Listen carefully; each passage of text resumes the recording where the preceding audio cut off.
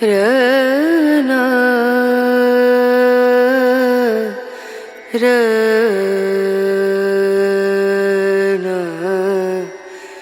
ರನು ರೇ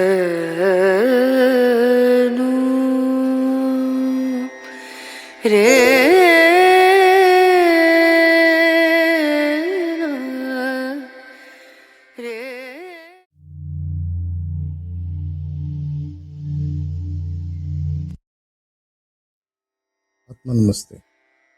गुरु ब्रह्मा गुरुर्विष्णु गुरुदेवो महेश्वरः गुरु साक्षात् परब्रह्मं तस्मै श्री गुरुवे नमः।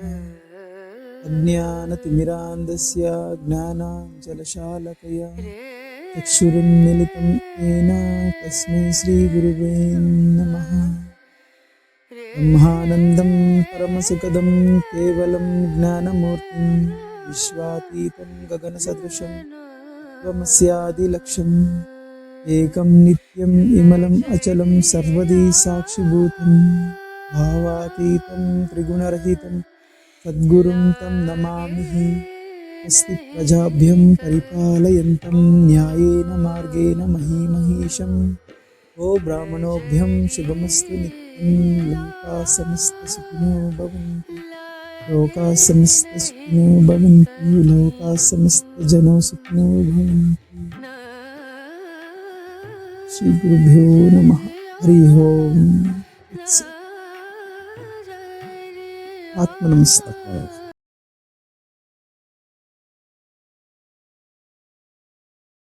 ಊರ್ಧಂ ನ ಸಮಸ್ಯೆಯ ಅಂತ ಭಗವದ್ಗೀತೆಯಲ್ಲಿ ಶ್ರೀಕೃಷ್ಣ ಪರಮಾತ್ಮರು ಹೇಳಿದ್ದಾರೆ. ಅವನ ಸಂದೇಹ ಅಲ್ಲಿ ನಿವಾರಣೆ ಆಗುತ್ತೆ. ಮಿಕ್ಕ ಎಷ್ಟೇ ಪ್ರಯತ್ನಗಳು ಮಾಡಿದ್ರು, ಎಷ್ಟೇ ನಾವು ಬೇರೆ ಬೇರೆ ತಂತ್ರಗಳನ್ನು ಹುಡುಕಿದ್ರು ಅವನ ಸಮಸ್ಯೆ ಏನು ಅನ್ನೋದು ಪರಿಹಾರ ಆಗೋದಿಲ್ಲ. ಈ ಗುರು ಅಲ್ಲ ಇನ್ನೊಂದು ಗುರು ಅಲ್ಲ ಮತ್ತೊಂದು, ಈ ತರ ಗುರುಗಳನ್ನ ಒಬ್ಬರನ್ನ ಬಿಟ್ಟು ಇನ್ನೊಬ್ರ ಹತ್ರ ಹೋಗ್ತಾನೆ ಇರ್ತಾರೆ. ಆದ್ರೂ ಕೂಡ ಅವ್ರಿಗೆ ಸಂಶಯ ಅನ್ನೋದು ಬಗೆಹರಿಯುವುದಿಲ್ಲ. ಯಾವಾಗ ಕೆಳಗಡೆ ಬಂದಿರೋಂಥ ಪ್ರಾಣ ಶಕ್ತಿಯನ್ನ ಮತ್ತೆ ಅದನ್ನ ಉಲ್ಟಾ ಮಾಡಿ ಊರ್ಧ್ವಕ್ಕೆ ತೆಗೆದುಕೊಂಡು ಹೋಗ್ತೀವೋ ಅಲ್ಲಿ ಸಂಶಯ ಅನ್ನೋದು ಬಗೆಹರಿಯುತ್ತಂತೆ. ಅದನ್ನೇ ಭಗವದ್ಗೀತೆಯಲ್ಲಿ ಶ್ರೀಕೃಷ್ಣರು ಕೂಡ ಅದನ್ನೇ ಹೇಳಿದ್ದಾರೆ. ಊರ್ಧಂ ನ ಸಂಶಯ ಅರ್ಜುನ ಅಂತ. ಅಂದ್ರೆ ಯಾರು ಕೆಳಗಡೆಗೆ ಬಂದಿರೋಂಥ ಪ್ರಾಣ ಶಕ್ತಿಯನ್ನ ಮತ್ತೆ ಉಲ್ಟಾ ಮಾಡಿ ಊರ್ಧ್ವಕ್ಕೆ ತೆಗೆದುಕೊಂಡು ಹೋಗ್ತಾನೋ, ಊರ್ಧ್ವಕ್ಕೆ ತೆಗೆದುಕೊಂಡು ಹೋಗಿ ಆ ಉತ್ಪತ್ತಿ ಸ್ಥಾನದಲ್ಲಿ ಅದನ್ನ ಲಯ ಮಾಡ್ಬೇಕು. ಆಗ ಅವನ ಸಂಶಯ ಅನ್ನೋದು ನಿವಾರಣೆ ಆಗ್ತದೆ. ಅವನಿಗೆ ಅನುಭವಕ್ಕೆ ಬರುತ್ತೆ. ಏನ್ ಅನುಭವಕ್ಕೆ ಬರ್ತದೆ? ನಾನು ಜೀವಾತ್ಮ ಅಲ್ಲ, ನಾನೇ ಪರಮಾತ್ಮ. ತತ್ವಮಸಿ. ತತ್ ಅಂದ್ರೆ ಅವನು ಅಥವಾ ಪರಮಾತ್ಮ. ತ್ವಂ ಅಂತಂದ್ರೆ ಅವನಿಂದ ಬಂದಿರುವಂತಹ ನಾನು ಅವನೇ ಅನ್ನುವ ತತ್ವ ಜ್ಞಾನ ಅನುಭವಕ್ಕೆ ಬರ್ತದೆ ಅಲ್ಲಿ. ಆವಾಗ ಅವನು ಸಂಶಯವೆಲ್ಲ ನಿವಾರಣೆ ಆಗತ್ತೆ ಅಂತ ಭಗವದ್ಗೀತೆಯಲ್ಲಿ ಹೇಳಿದ್ದಾರೆ. ಉಪನಿಷತ್ತಲ್ಲಿ ಸಾಕಷ್ಟು ಸಾಕ್ಷ್ಯ ಪ್ರಮಾಣ ಇದೆ ಇದಕ್ಕೆ. ಹಾಗಾಗಿ ನಾವು ಇಲ್ಲಿ ಮಾಡ್ಬೇಕಾಗಿರೋದೇನು ಅಂತಂದ್ರೆ, ನಮ್ಮ ಉದ್ದೇಶ ಏನು, ಹುಟ್ಟು ಸಾವಿನ ರಹಸ್ಯವೇನು, ನಾವು ಭೂಮಿಗೆ ಬಂದಿರೋಂಥ ಉದ್ದೇಶ ಏನು ಅಂತ ತಿಳ್ಕೊಂಡು ಅದನ್ನ ಪ್ರಯತ್ನ ಮಾಡುವಂತಹ ಕೆಲಸಗಳಲ್ಲಿ ನಾವಿರ್ಬೇಕು ಸದಾ. ನಾವೇನ್ ಮಾಡ್ತಾ ಇದೀವಿ? ಅದನ್ನ ಬಿಟ್ಟು ಇನ್ನೆಲ್ಲವನ್ನು ಮಾಡ್ತಾ ಇದ್ದೀವಿ. ನಾವು ಭೂಮಿಗೆ ಬಂದಿರೋಂಥ ಉದ್ದೇಶ ಏನು, ಇಲ್ಲಿ ಏನಕ್ಕೆ ಜನ್ಮವನ್ನ ತೆಗೆದುಕೊಂಡಿದ್ದೇವೆ, ಇಷ್ಟು ನಾವು ಕಷ್ಟಗಳನ್ನ ಏನಕ್ಕೆ ಪಡ್ತಾ ಇದ್ದೀವಿ, ಯಾಕೆ ಇಷ್ಟೆಲ್ಲ ನಾವು ಈ ದೇಹವನ್ನು ಇಟ್ಕೊಂಡು ಈ ದೇಹಕ್ಕೆ ಬರುವಂತಹ ಕಷ್ಟಗಳು, ಕಾರ್ಪಣ್ಯಗಳು, ಎಷ್ಟೋ ಅವಮಾನಗಳು, ಎಷ್ಟೋ ತೊಂದರೆಗಳು, ಸಾಕಷ್ಟು ಭವಬಂಧಗಳಲ್ಲಿ ಸಿಲುಕಿಕೊಂಡು ಒದ್ದಾಡ್ತಾ ಇದ್ದೀವಿ. ಇದು ನಮ್ದ ಅಲ್ಲ. ಇದೆಲ್ಲ ಆಗ್ತಾ ಇರೋದು ದೇಹಕ್ಕೆ. ಆದ್ರೆ ಮನ್ಸೇನ್ ಮಾಡ್ತಾ ಇದೆ? ಅದಕ್ಕೆ ಸ್ಪಂದನೆ ಮಾಡ್ತಿದೆ. ಆ ಮನ್ಸು ಸ್ಪಂದನೆ ಮಾಡಿ ಅದಕ್ಕೆ ಬೇಕಾಗಿರೋ ಆಯಾಮಗಳಲ್ಲಿ ಅದು ಡಿಸಿಷನ್ ಮೇಕ್ ಮಾಡ್ತಿದೆ, ಡಿಸಿಷನ್ಸ್ ತಗೊಂತಿದೆ. ಅದು ಅದು ತಗೊಂತಾ ಇರುವಂತ ಡಿಸಿಷನ್ಸ್ ಇಂದ ಡಿಸ್ಟರ್ಬ್ ಆಗ್ತಾ ಇರೋದು ಯಾರು ಇಲ್ಲಿ? ಅವನೇ ಜೀವಾತ್ಮ. ಓಕೆ. ಅವನಿಗೆ ತೊಂದರೆ ಕೊಡ್ತಾ ಇದೀವಿ ನಾವು. ಅವನಿಗೆ ಬೇಕಾಗಿರೋದೇನು? ಓಕೆ. ಅವನ್ ಬಂದಿರೋದೇನಕ್ಕೆ? ನಾವು ಮಾಡ್ಬೇಕಾಗಿರೋದೇನು? ಈ ಸಂಶಯಗಳಿಗೆ ಉತ್ತರ ಬೇಕು ಅಂತಂದ್ರೆ ಮತ್ತೆ ಊರ್ಧ್ವಕ್ಕೆ ಹೋಗ್ಬೇಕು. ಯಾಕೆ ಬಂದಿರೋದು ಅಲ್ಲಿಂದ ಆಗಿರೋದ್ರಿಂದ ಇಲ್ಲಿ ರಿವರ್ಸ್ ಇಂಜಿನಿಯರಿಂಗ್ ಮಾಡ್ಬೇಕು ಇವಾಗ. ಎಲ್ಲಿಂದ ಬಂದು ಮತ್ತೆ ಅಲ್ಲಿಗೆ ವಾಪಸ್ ಹೋದಾಗ ನಮ್ಮ ಸತ್ಯ ಅಸತ್ಯತೆಗಳು ಗೊತ್ತಾಗ್ತದೆ. ಇಲ್ಲ ಅಂತಂದ್ರೆ ಆಗೋದಿಲ್ಲ. ನಾವು ಇದೇ ಸತ್ಯ ಅನ್ಕೊಂಡು ಕೊನೆ ಶ್ವಾಸವರೆಗೂನು ನಾವೇನ್ ಮಾಡ್ತೀವಿ, ಈ ಸಂಸಾರದಲ್ಲೇ ಕಳೆದು ಬಿಡ್ತೀವಿ. ಬೇಕು ಇಲ್ಲ ಅಂತ ಹೇಳೋದಿಲ್ಲ, ಆದ್ರೆ ಅದಕ್ಕೆ ಅದಕ್ಕೆ ಒಂದು ಸ್ಕೇಲ್ ಮಾಡಿ ಎಷ್ಟು ಪರಿಮಿತ ಅನ್ನೋದು ಇರ್ತದೆ, ಆ ಪರಿಮಿತದಲ್ಲಿ ಇಟ್ಕೋಬೇಕು ಪ್ರತಿಯೊಂದು ಜೀವನದಲ್ಲಿ. ಅದು ಅಪರಿಮಿತ ಆದಾಗ ಏನಾಗ್ತದೆ, ಅದೇ ಆಗ್ಬಿಡ್ತದೆ ನಮ್ಮ ಜೀವನ. ಅದು ಬಿಟ್ರೆ ಬೇರೆ ಇನ್ನೇನು ಇರೋದಿಲ್ಲ ಜೀವನದಲ್ಲಿ ತಿರುಗಿ ನೋಡ್ಕೊಳೋದಾದ್ರೆ. ಹಾಗಾಗಿ ನಾವು ಪ್ರತಿಯೊಬ್ರು ನಾವು ಈ ಜನ್ಮವನ್ನು ಏನಕ್ಕೆ ತೆಗೆದುಕೊಂಡಿದ್ದೀವಿ, ಈ ಸೃಷ್ಟಿ ಹೇಗಾಯ್ತು, ಹುಟ್ಟು ಸಾವುಗಳು ಅನ್ನೋದು ನಡೀತಿದೆ ಪ್ರತಿ ದಿವಸ ನಮ್ಮ ಅಕ್ಕಪಕ್ಕದಲ್ಲಿ. ಇದು ಏನು ಅನ್ನುವಂತಹ ಈ ಚಿಂತನೆಯನ್ನ ಮಾಡಬೇಕು. ಏನೋ ಒಂದಷ್ಟು ಅಟ್ಲೀಸ್ಟ್. ಇಲ್ಲ ಅಂತಂದ್ರೆ ಏನಾಗುತ್ತೆ, ಕೊನೆ ಶ್ವಾಸವರೆಗೂ ಈ ಸಂಸಾರದಲ್ಲೇ ಇದ್ಕೊಂಡು ಅದಕ್ಕೋಸ್ಕರನೇ ಜೀವನವನ್ನ ಮುಡುಪಾಗಿ ಇಟ್ಬಿಡ್ತೀವಿ. ನಾವು ಕೊನೆಯವರೆಗೂ ದುಡಿಯೋದ್ರಲ್ಲೇ ಇದೋಗ್ತೀವಿ. ದುಡ್ದು ದುಡ್ದು ದುಡ್ದು ಸಾಕಾಗಿ ಕೊನೆಗೆ ಹಾಗೆ ಪ್ರಾಣವನ್ನ ಬಿಟ್ಬಿಡ್ತೀವಿ. ಸಾಯೋವರೆಗೂ ಮನುಷ್ಯ ದುಡಿದ್ರು ಎಷ್ಟೇ ದುಡಿದ್ರು ಕೂಡ ಅವನಿಗೆ ಅದು ಸ್ಯಾಟಿಸ್ಫ್ಯಾಕ್ಷನ್ ಆಗೋದಿಲ್ಲ. ಇನ್ನ ದುಡಿತಾನೆ ಇರ್ತಾನೆ ಅವನು. ಇನ್ನ ನಾನು ಸಂಪಾದನೆ ಮಾಡಬೇಕು, ಇನ್ನ ನಾನು ಅದು ತಗೋಬೇಕು ಇದು ತಗೋಬೇಕು ಅನ್ನೋ ಒಂದು ಭ್ರಮೆಯಲ್ಲೇ ಬದುಕ್ಬಿಡ್ತಾನೆ. ಈ ಮೂರು ಅವಸ್ಥೆಗಳು ಪೂರ್ತಿ ಸುಳ್ಳೆ, ಇದು ಭ್ರಾಂತಿನೇ, ಇದು ನಿಜ ಅಲ್ಲ ಅಂತ ಆದಿಗುರು ಶಂಕರಾಚಾರ್ಯರು ಆಚಾರ್ಯರು ಹೇಳ್ತಾರೆ. ಇಲ್ಲಿ ಸುಷುಪ್ತ ಅವಸ್ಥಾ, ಗಾಢವಾದ ನಿದ್ರೆಯಲ್ಲಿ ಇರ್ತೀವಿ. ಸ್ವಪ್ನಾವಸ್ಥಾ, ಈ ವಿಶುದ್ಧ ಹತ್ರ ಇರ್ತೀವಿ ಅವಾಗ. ಮೂರನೇದು ಜಾಗೃತ ಅವಸ್ಥೆ.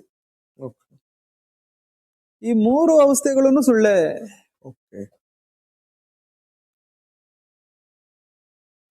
ಆಳವಾದ ನಿದ್ರೆಯಲ್ಲಿ ಇರ್ಬೇಕಾದ್ರೆ ಎಲ್ಲಿದ್ದೀವಿ ನಾವು? ಈ ಪ್ರಪಂಚ ಜ್ಞಾನ ಏನಾದ್ರು ಇದೆಯಾ? ನೀವು ಕಲ್ತಿರೋಂಥ ಮ್ಯಾಥಮೆಟಿಕ್ಸ್, ಸೋಷಿಯಲ್ ಸ್ಟಡೀಸ್, ಸೈನ್ಸ್ ಏನಾದ್ರು ಕೆಲಸ ಮಾಡ್ತಿದ್ಯಾ ಅಲ್ಲಿ? ಅಲ್ಲಿ ನಾನು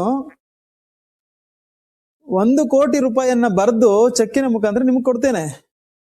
ಆಳವಾದ ನಿದ್ರೆಯಲ್ಲಿ ಇದ್ದಾಗ ನೀವು ತೆಗೆದುಕೊಳಕ್ಕಾಗತ್ತಾ? ನೀವು ತೆಗೆದುಕೊಂತೀನಿ ಅಂತಂದ್ರೆ ನಾನು ಕೊಡ್ತೇನೆ. ಈ ಪ್ರಪಂಚನೇ ಬರೆದು ಕೊಡ್ತೀನಿ ನಿಮ್ಗೆ. ಆಳವಾದ ನಿದ್ರೆಯಲ್ಲಿ ತೆಗೆದುಕೊಳಕ್ಕಾಗತ್ತಾ? ಆಗೋದಿಲ್ಲ. ಅಂದ್ರೆ ಅದು ನಿಜ ಐತೆ ಸುಳ್ಳ ಐತಾ? ಆಳವಾದ ನಿದ್ರೆಯಲ್ಲಿ ಇದ್ದಾಗ ಅದು ನಿಜ, ಇವೆರಡು ಸುಳ್ಳಾಯ್ತು ಅವಾಗ. ಇದು ನಿಜ ಇರ್ಬೇಕಾಗಿತ್ತಲ್ಲ, ನೀವು ಎಲ್ಲೋಗಿದ್ದೀರಾ? ದೇಹ ಏನೋ ಇದೆ, ನಿಮ್ಮ ಎಲ್ಲ ಆಸ್ತಿ ಅಂತಸ್ತುಗಳು ಮತ್ತೆ ವಾಹನಗಳು ಎಲ್ಲವೂ ಇದೆ, ಯಾರು ಬೇಕಾದ್ರೆ ಎತ್ಕೊಂಡು ಹೋಗ್ಬೋದಲ್ಲ. ಎಲ್ಲೋಗಿದ್ದೀರಾ ನೀವು? ಮತ್ತೆ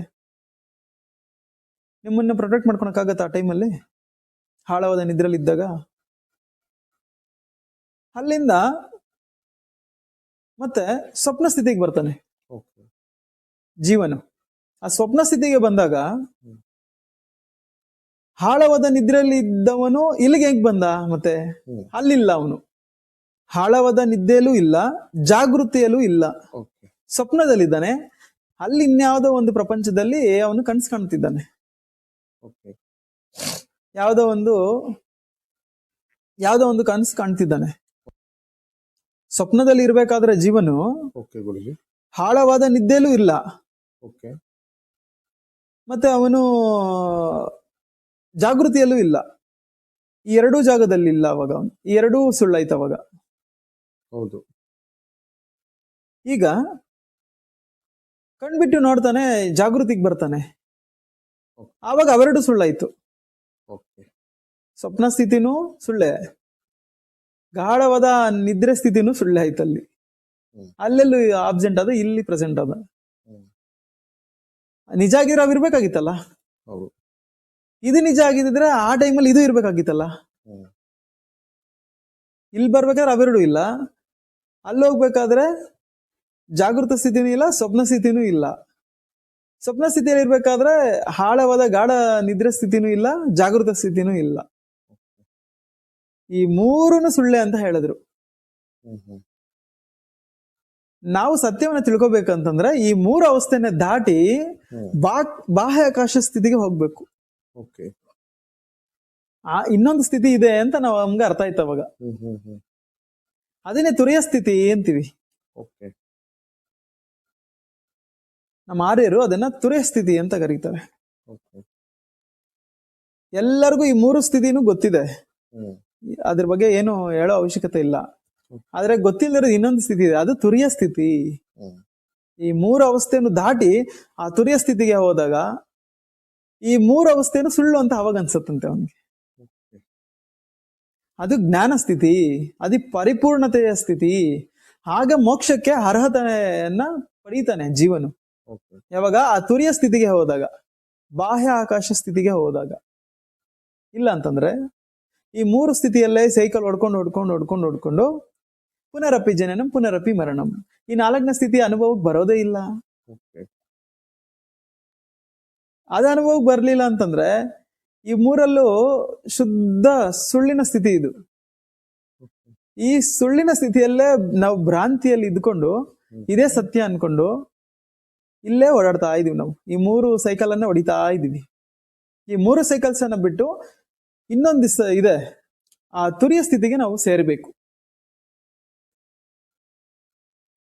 ಆ ತುರಿಯ ಸ್ಥಿತಿಗೆ ಸೇರುವಂತ ವಿದ್ಯೆನೆ ಓಕೆ. ಯೋಗ ವಿದ್ಯೆ. ಆ ಯೋಗ ವಿದ್ಯೆನ ನಾವು ಸಿದ್ಧ ವಿದ್ಯೆಯ ಮುಖಾಂತರ ಈಸಿಯಾಗಿ ನಾವು ಸೇರ್ಬೋದು.